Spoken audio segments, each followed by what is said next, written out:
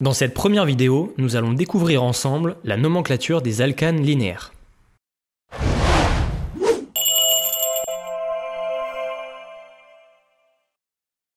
Qu'est-ce qu'un alcane? C'est une molécule constituée exclusivement d'atomes de carbone et d'atomes d'hydrogène reliés entre eux grâce à des liaisons simples. Voici les deux plus petits alcanes. Celui constitué d'un seul atome de carbone est nommé méthane et celui constitué de deux atomes de carbone est nommé éthane. Si on passe à 3 atomes de carbone, cela devient du propane. On remarque que le nom de ces 3 molécules ont un point commun: leur terminaison. En effet, tous les alcanes ont des noms se terminant par -ane. Voyons ici 2 molécules plus longues et complexes.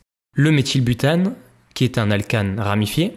Un groupe CH3 est fixé sur la chaîne carbonée principale constituée de 4 carbones. Nous apprendrons à nommer ce genre de molécules dans la prochaine vidéo. Et enfin, le butane, qui est lui un alcane linéaire. Le point commun est toujours la terminaison en -ane. C'est tout à fait normal car ce sont tous les deux des alcanes. Nous allons maintenant apprendre à nommer ces alcanes linéaires. Chaque alcane est constitué d'une chaîne carbonée.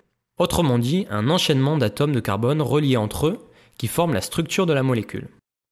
Selon le nombre d'atomes de carbone présents dans cette chaîne carbonée, on va apposer un préfixe particulier à la terminaison -ane. Un carbone et on a affaire au méthane. S'il y a 2 carbones, c'est de l'éthane, puis du propane, du butane et enfin du pentane. Pour les molécules plus longues, la logique est la même, avec des préfixes différents. Hex pour 6, hept pour 7, oct pour 8, non pour 9 et dec pour 10. Ces derniers sont bien plus simples à retenir car ils ont une origine grecque signifiant 6, 7, 8, 9 et 10. Il est primordial d'apprendre ces préfixes car ils vous serviront très régulièrement pour nommer d'autres familles que les alcanes.